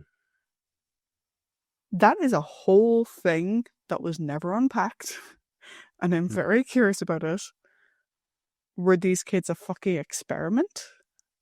Are they being cared for by the government and they're being monitored? And like, because the dad at one point, they're like, oh, we're going to play the game. And the dad is like, no, don't play the game. Because if you do, you could fucking destroy the world or something. And it's like, what is the government's interest in them? So, I think that they are born naturally, but like they're essentially more scientific Mozarts. Like they're young prodigies, and they just so happen to be fathered by a very well-known professor. So I think they're raised in a very nice house in a very isolated, gated community. I don't think I don't think it's like a fake, I don't think it's like some sort of biodome type shit, but I think they're definitely in an affluent, sequestered area where Father Dearest can keep an eye on them as they grow to become, the people that will potentially lay the groundwork for one of the human empires that has been talked about at nauseum throughout this series. I got distracted though because when you said you start when they talk in unison, and all that went to my head was, oh, what's the most famous? Like in my head, what do I associate as being the most famous? Twins speaking in unison thing. And one part of my head went, oh, come play with us, Daddy, forever and ever and ever. But it was immediately overhauled by the larger part of my brain, which went, our dad says our mom says our dad's a real sex machine. My brain does weird leaps. But Okay. yeah, like I think that And again, because the writing isn't that great in terms of the characterization of the twins, they are destined for the Zoe route. They will Mm. be treated as computers and not people. Yeah. But I will say, I think people, including Colin, I love Colin, but including Colin, who are like, oh, those boys can't act, whatever. Have you seen some of the fucking performances we've had on Doctor Who? Leave them alone. Oh yeah, yeah. They're You're 14. grand. You're grand. How good were you at 14? Fucking, I don't. But not even that, for the characters they were playing, Mm-hmm. they were grand. Leave them alone. Okay, let's go on from the youngest members of our cast to the oldest member of our cast, and Asmel. Asriel's an interesting one. Because he is a Time Lord that is the sovereign ruler of a planet. But at no point do you get the impression that he's a renegade. Because a Time Lord being the sovereign ruler of a fucking quote unquote primitive world sounds very renegade like behavior to me. So when the Doctor sees him, there's no, like, oh, you were kicked out of the Citadel, or why haven't the High Council tried to arrest you yet? It's like, oh, how's business ruling an entire fucking planet? Fair enough. So yeah, he's a strange one, but you don't see, the thing is that you don't get to know that he's a Time Lord until the Doctor comes in, because the one sense you get he's somehow alien is when he steps into the cellular revitalizer and he becomes all like, here's a chart of the human body. And you're like, oh, right, fair enough. And then he's like, okay, he's a Time Lord. Is there something new about Time Lords that we're unaware of? And it's like, oh no, he's on his very last regeneration. He is the next thing that puts him out, he's going to die. So his subservience to Mestor and his kind of like don't rock the boatism is a lot more understandable with that in mind. Because in his head is, if I'm gone, no one will fight for Jaconda. And no, I do agree with the twins. Like he was like, what's with the fucking high-handed, mysterious act? Like, you're not pulling it off. And then like threatening to chop them up into animal meat. It was like, okay, that kind of came out left field. I know that you're annoyed at them, but you could just fucking be a crotchety old man and wank your finger at them type thing. That threat really comes out of left field. I do admire him though with his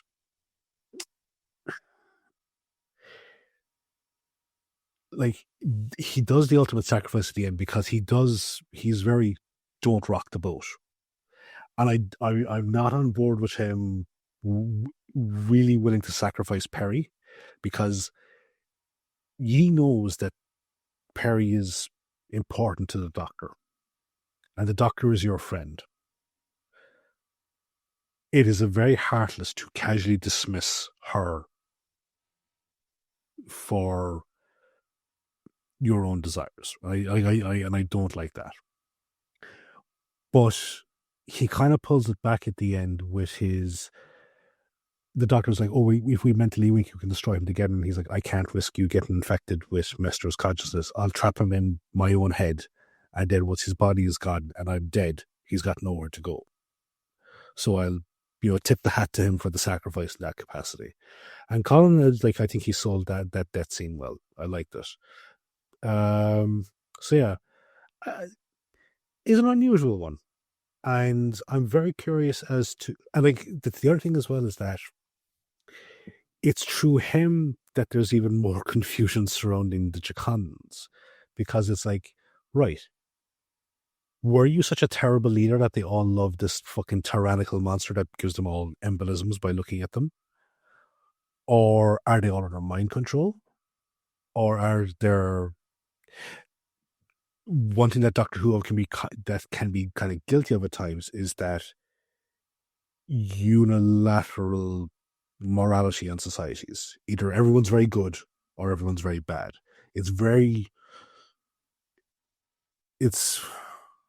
No, I'm going back through the brain catalogue. I think it's very rare when you get these new alien races introduced that it's like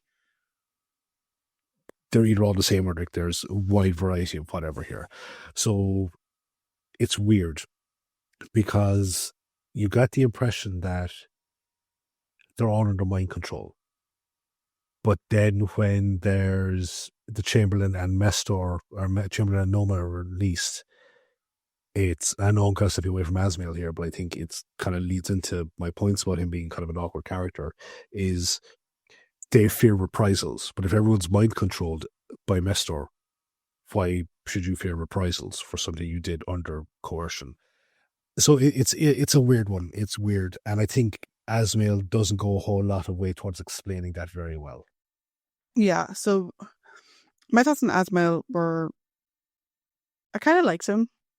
He reminded me a bit of, I've long since forgotten his name, and I've forgotten the name of the story. There was an old man in another story that also had a Greco-Roman vibe. He was basically Daedalus. Was he just Daedalus? Can't remember. Was it potential? Was it the time monster? Maybe. Maybe. Anyway, I love his interactions with the Doctor. I think they're brilliant, and I love the self-sacrifice at the end because he knows what he's doing. He says to the Doctor, "This is my last regeneration. I have nothing left after this." And bear in mind, he could easily fuck off and leave these people to fend for themselves, and he doesn't. His whole thing is, I need to protect my people, and they're not his people in the sense of they're not Time Lords. They're not even the same generic humanoid, they're kind of weird birdy humans. Yeah. But still, he's like, you can't take him into your mind. Don't even fucking think about it. This is my doing, or whatever. And he mentions at one point that Mestor can travel through time. That Asmael gave him that ability. Here's my theory on Asmael. And to be honest, I spent most of my time watching him coming up with this theory. I have very little to say on the character other than this, right? Okay. I think at some point in this planet's history, Asmael came to Chakonda. And maybe they were suffering from an illness or something, and he helped out. And he decided to stick around. He found their mythology very interesting. The Doctor said that Asmael took him through the underground caverns and showed him the carvings and whatever. And I think he became very protective of them. To the point where they appreciated that protection. And they gave him this honorary position of ruler, basically. Because he clearly didn't fucking take it by force, let's be honest, right? Yeah. Otherwise him and the Doctor wouldn't be friends. No. I think what happened is that he, to quote another famous series, he dug too deep. I think he woke Mestor. I think Mestor has clearly very powerful mind controlling abilities. Asmael says that Mestor reads his mind a lot. So I think Asmael discovered Mestor maybe in hibernation of some sort. And before he knew it, Mestor knew everything he knew. He knew the rules of time travel. He knew everything he knew. Which is why Asmael doesn't just leave. Because Mestor came into power because Asmael was weak. Because he's old. He's been on this planet for God only knows how long. I think in terms of what about the Chamberlain and what about the other people, these people are not a monolith. Because we see the worker who stole food for his family. Yeah. And we see the other guard who says to Asmael, I would like to be your friend. I think Mestor has some sort of mental control on the people in the palace. I mean, he spies through their eyes or whatever. However, I think there are also people who probably thought Asmil was getting old, who wanted maybe more power for themselves or whatever. So the like of the Chamberlain and Nova were easier to control, or maybe didn't even require that much control. Maybe they required control at the beginning, but not so much later on. Mm-hmm. So why the Chamberlain would fear reprisals is because the people in the palace were being controlled, but the common people I don't think were. Yeah, I can see that. And they don't know how much Mestor controlled the Chamberlain. Because the Chamberlain, when Mestor is dead, his whole personality shifts. Yeah. A part of that is just fear and self-preservation. Mm-hmm. But I think there's more to it than that. Do you know? Mm-hmm. So, to go back on Asmail, I think Asmail was a benevolent alien who stopped by and really liked the planet, really liked the culture, wanted to keep them safe, and then made a mistake, and so did everything he could to undo his mistake. Yeah. Although, like what I was saying, I also agreed that I don't think that he went there as like a tyrant. I was just kind of saying, if you're willfully going with Mestor, like how much of an asshole must he have been? But I don't think, because I think that's where the kind of confusion side of things. Yeah. But yeah, I'm looking forward to the overall discussion. Yeah. But before that, we've got to get through Mestor. Yes. Now, I don't have a whole lot to say about Mestor because I think he is very run of the mill in terms of being a villain. And I'm okay with that in this particular story because it's the Doctor's first outing. Now, while it would be kind of interesting to see like very powerful villain, very interesting Doctor going head to head in their first clash, it doesn't necessarily need to happen, you know? Like the Autons in Spearhead from Space, it's still, we're getting to know John, we're getting to know that dynamic, it's whatever, like. So he's kind of very run of the mill. And my thoughts kind of, I've said them like, are you controlling everyone with your mental powers? Because like, as Asmail says, like you're spread very thin trying to control things. Or do you also just have a very strong personality and that's what they're following? Like, is there, as you said, that non-monolithic society where some of them are actually kind of assholes and you've got this very powerful person who, oddly enough, like, who bizarrely is like destroying your fucking planet, but you're still willing to support him. And now that I say that, why am I surprised at something like that? It's kind of stupid. Like, I think that this is one thing that is definitely hampered by the production of the villain costume, because he's essentially, he can't move. And his weird costume is, as opposed to looking like sort of a Jabba the Hutt thing, it's like, it's a guy stuck in a beach ball. It does, and he's constantly like, jazz handing. It doesn't come across as imposing. It's, which is a shame, because if they had the budget to do like a good costume to make him look a bit like a Jabba the Hutt type thing, then yeah, that presentation in this instance can help out. Because as we have said countless times, what we love is the writing. Where if the backdrop wall is being held up by a guy's hand, don't care, because the writing is what drawing you in. Here, I don't think the writing is strong enough to support that particular absence of a good production design, if you get me. So yeah, like Colin, he absolutely brings his A game to the story, and his like kind of dressing down of Mestor is like, you can't handle me, and at no point do I actually feel like, Doctor, what the fuck are you talking about here? Like, I don't get that Doctor and the Daleks or Doctor and Davros aspect of it. It's like, yeah, like, this guy doesn't stand a chance against the Doctor, so I'm not worried about it in that capacity at that time. Yeah. So that's really my thoughts on Mestor. For me, I think because of the nature of the story, right? And also because we've discussed before, I'm going through a very heavy Greek-Roman phase. Mm-hmm. Romulus, Remus, Mestor, and all I could think, because also I've been listening to Epic, the musical, is Nestor with an N. Yeah. Because also the planet is called Jocanda, which sounds a lot like Jocasta. Yep. I'm just like, what is it with the fucking show? I think for a first Doctor outing, I think he was fine. I think he's the appropriate level of threat. I think he's not quite Sutek level, Mm-hmm. but he's kind of Sutek light. Mm-hmm.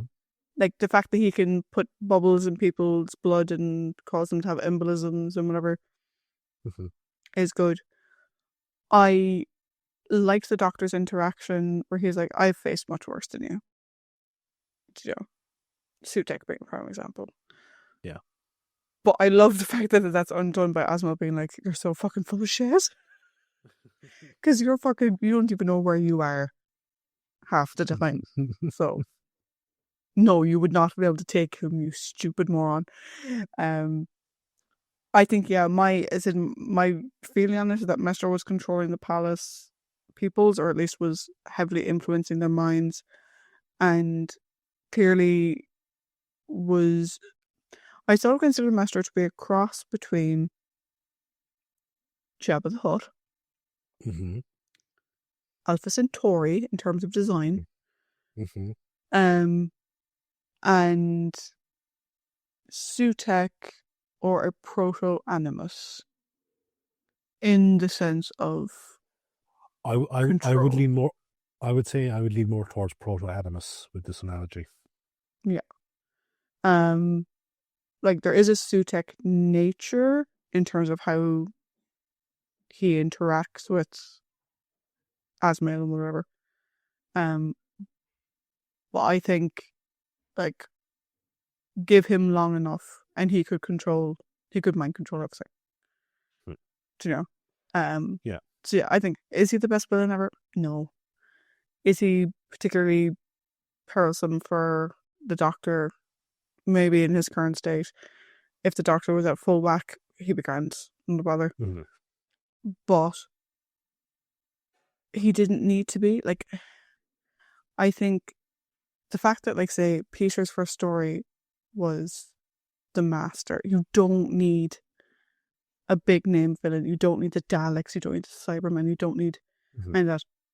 A one-off, interesting villain. Perfect. Well done. Writing was shite for him, but whatever. Costume was a bit shit. Yeah. Whatever. Yeah. Conceptually, the appropriate level. Great. Moving on.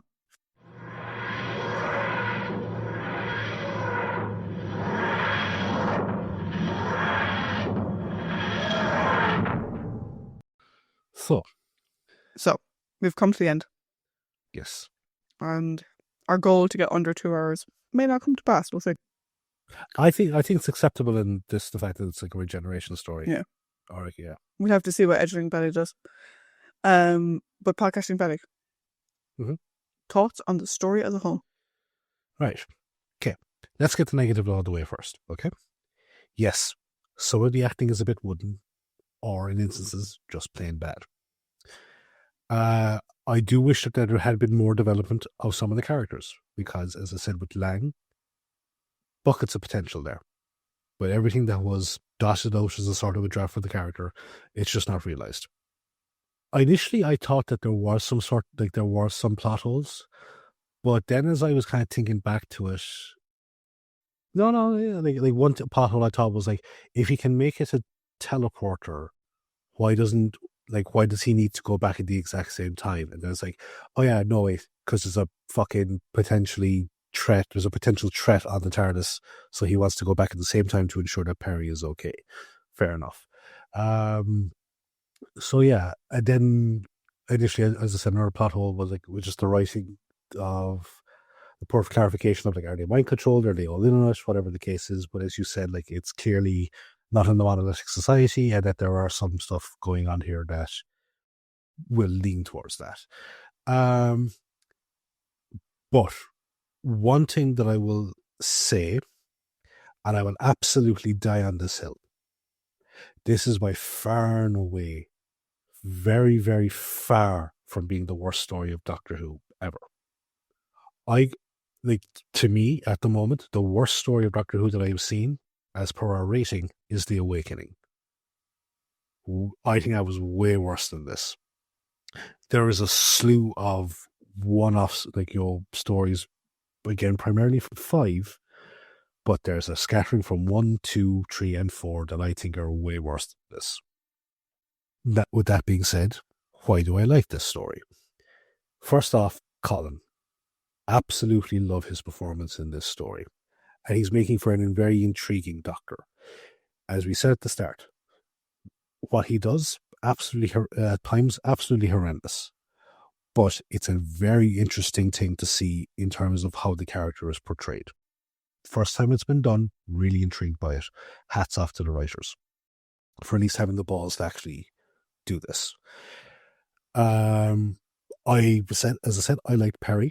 And I thought it was really good to see that consistent character development for her.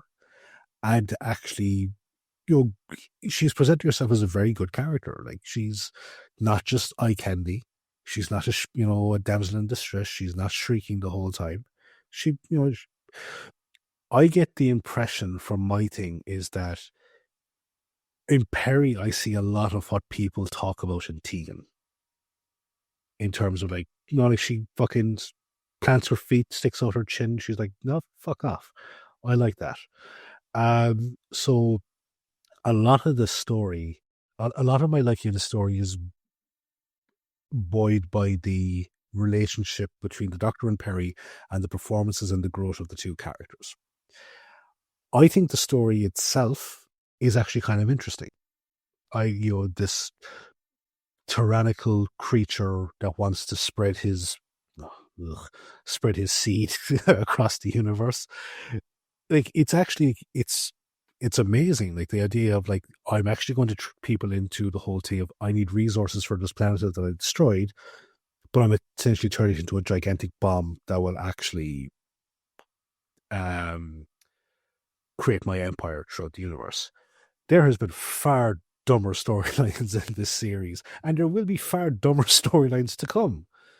So, and now one thing I would say is I am not saying this to be contrarian. I am not saying this because, I didn't like Peter, so therefore I have to defend this story. No, I enjoyed watching this. I watched it. I watched one episode a night for my type up for the recap, and then I watched it through to gather all my thoughts. I wasn't bored a single moment watching the story. As I said, it may not be the best story. It's by far from the worst, but I enjoyed myself watching it. So, do you know what? I'm actually giving it a 3.5. Very good. Very good. What does that do to your score for the season? Let me see. I scrolled too far. Oh. 3.5. Okay, that brings your 3.5, Trish. 35. That brings your score for the season to 2.71. Which, given that there's a 0 in there. Yep. Not too bad. Yep.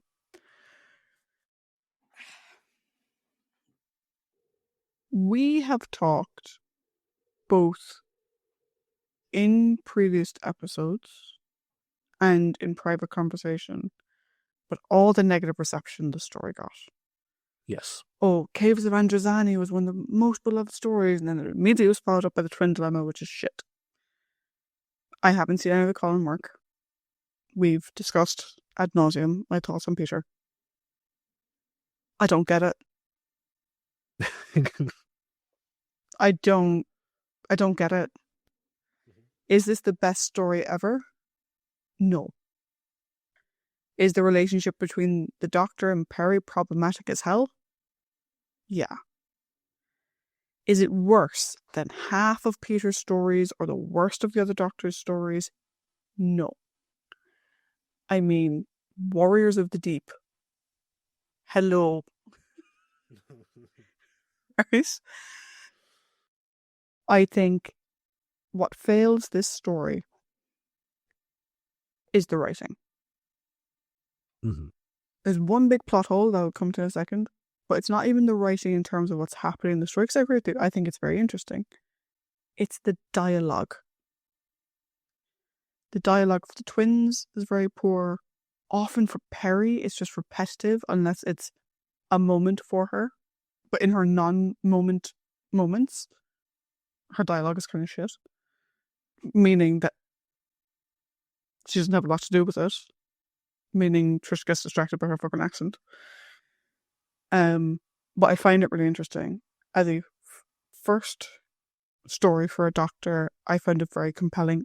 Like you, I had no issue watching it. I had no compulsion to fast forward. I did watch it in 2 parts, so that was just because I got tired. Mm-hmm. But I was fully back into it again. I was like, cool, gonna watch the end of this. Really curious as to what's gonna happen. Colin, right out of the gate.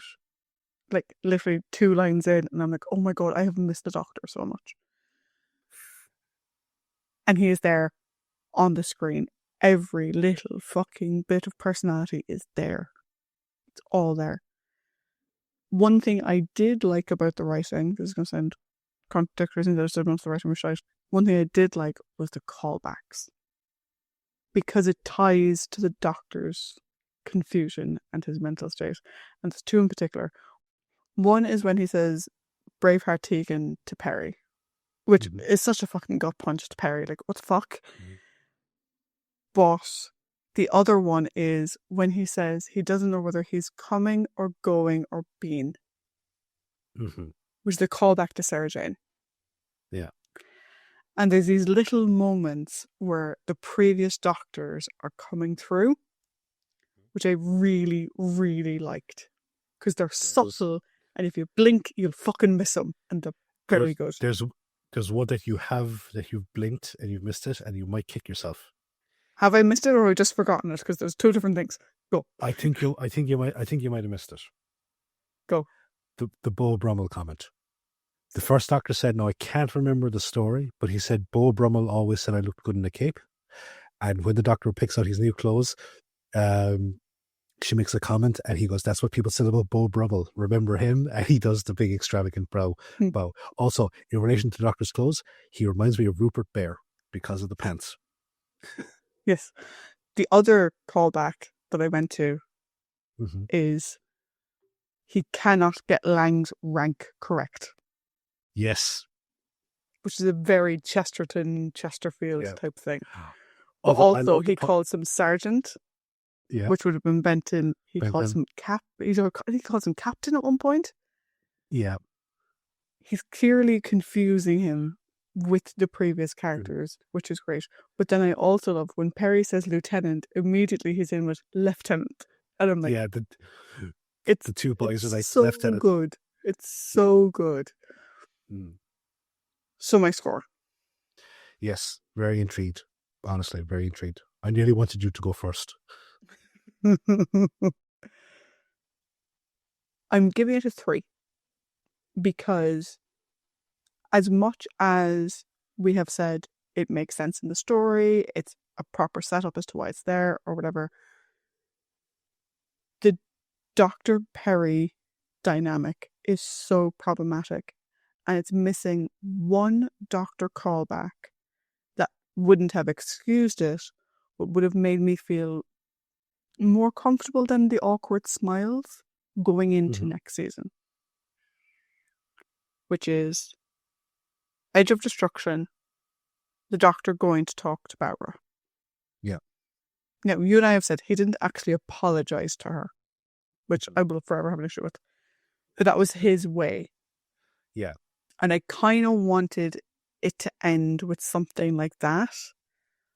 With him saying, thank you, Peri, or something. In that same way that the first doctor acknowledged Barbara. It's the one thing that has me still a bit uneasy going into the next season. Is that. So I still have a big question mark on the relationship. Mhm. And I think if you watch this story in isolation, which some people might, I can understand those scenes where he's terrible to her Mhm. being hard for people to watch. Mhm. Even though it's not really the Doctor, he's going through regeneration sickness essentially, or whatever. It's not good. And it is essentially a domestic violence situation. Mhm. And she has no choice but to stay. And that's uncomfortable viewing. Mm. And I think there are other ways they could have done it. They could have done it without him literally trying to strangle her. Mhm. He gets on top of her and tries to Mhm. strangle her. That is Mhm. fucking dark. Yep. And I think, even though, like we've said, there's a story-based reason why he does it, Mhm. it doesn't excuse that he does it. And I had to drop at points for that. Oh yeah, no, understandable. And actually, sorry, just to cut across you, is a part of that rationale, because you said the word dark. I can't remember if you said in the trivia, but the costume choice. Colin wanted to have a dark suit, kind of in the vein of what Eccleston would have got or Capaldi got, because he wanted to reflect the darker nature that this Doctor would go down. But they gave him the multicolored kaleidoscope thing, because I think one was they just wanted him to look alien, but I think someone else tried to kind of cushion the blow by saying it reflects his erratic nature at this time. Also, someone has a thing for Joseph and his amazing technicolor dreamcoat. Yeah. Like, hello. But yeah, so I'm giving this a 3. I think for Colin, dude, Fairfox, amazing jump off the bat. Really interested to see more. However, as I've said, this story has to come with a huge trigger warning, and if you skip it for that reason, massively. Totally understandable. I'm curious for next season, and I'm excited to watch it. Yeah. On the subject of the trigger warning, I have 2 things. One is a kind of a statement, which is that I would recommend in some capacity absorbing this story, whether it's through our podcast or through a writing or whatever it is. You don't have to watch it, but I think the story deserves to be heard in some capacity. The second thing I have, though, is a question for you. Given your understandable discomfort with that scene, would you watch this story again, and would you watch it with that? Would you watch that scene in your rewatch? Yes and no. I would skim watch this story again. There are scenes I really liked, and I would just skip the ones I found uncomfortable. Okay, cool. Yep. It's very similar to how I would watch Keys of Marinus. Yes. There are scenes in Keys of Marinus that are great bits of Barbara performance, but I find them uncomfortable to watch. Yeah. So Ian strangling Barbara, I would fast forward through. And your man trying to sexually assault Barbara, I would also fast forward through that. And I would treat this in the same way. Yeah, no, understandable. But I wouldn't skip the entire thing like I would with Enlightenment. Yeah. But you would just skip altogether. Yeah. Right. But as always, really eager to hear your thoughts and comments on this story. And looking forward to the start of a new season, start of a new era, and further exploring this particular version of the Doctor, and also watching Peri's growth. So you can join us next time when we do Attack of the Cybermen. Bye-bye. Bye.